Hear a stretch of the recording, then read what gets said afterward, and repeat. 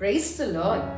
எபிரேயர் 2ஆம் அதிகாரம் 18ஆம் வசனத்திலே, ஆதலால் அவர் தாமே பாடுபட்டு சோதிக்கப்பட்டதினாலே அவர் சோதிக்கப்படுவதற்கு உதவி செய்ய வல்லவராயிருக்கிறார் என்று சொல்லி வாசிக்கிறோம். பிரியமானவர்களே, ஒருவேளை என்னுடைய சோதனை, என்னுடைய வேதனை யாருக்கு தெரியும்? உனக்கு தெரியுமா? நான் எவ்வளவு சோதிக்கப்பட்டிருக்கிறேன், அந்த சோதனைக்குள்ளாக நீ போனா உனக்கு தெரியும் அப்படின்னு சொல்லிட்டு எல்லாரும் சொல்லுவாங்க. ஆனா நாம சோதிக்கப்பட்டு கொண்டிருக்கிறோம் என்பதை அறிந்திருந்தவர் நம்முடைய ஆண்டவராகிய இயேசு கிறிஸ்து.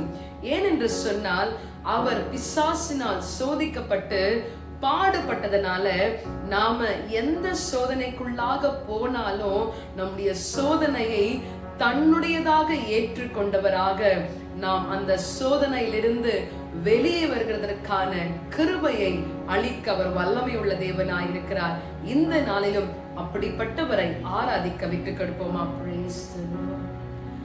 சோதனையை சகிப்பவனே, சாந்தமும் பொறுமையும் உள்ளவனே, ஜீவ கிரீடம் பெற்றிடுவான், ஜோதியாய் பிரகாசிப்பான். ஆம் ஆண்டவரே, நாங்கள் சோதனையை சகித்து அந்த சோதனையை மேற்கொண்டு வருகிறதற்கு எங்களுக்கு உதவி செய்ய வல்லவராயிருக்கிற நீர், அந்த போக்கிலிருந்து தப்பித்துக் கொள்ளும்படியாக எங்களோடு கூட இருந்து வேறு வழியை காண்பிக்கிறவர் நீர் ஆண்டவரே.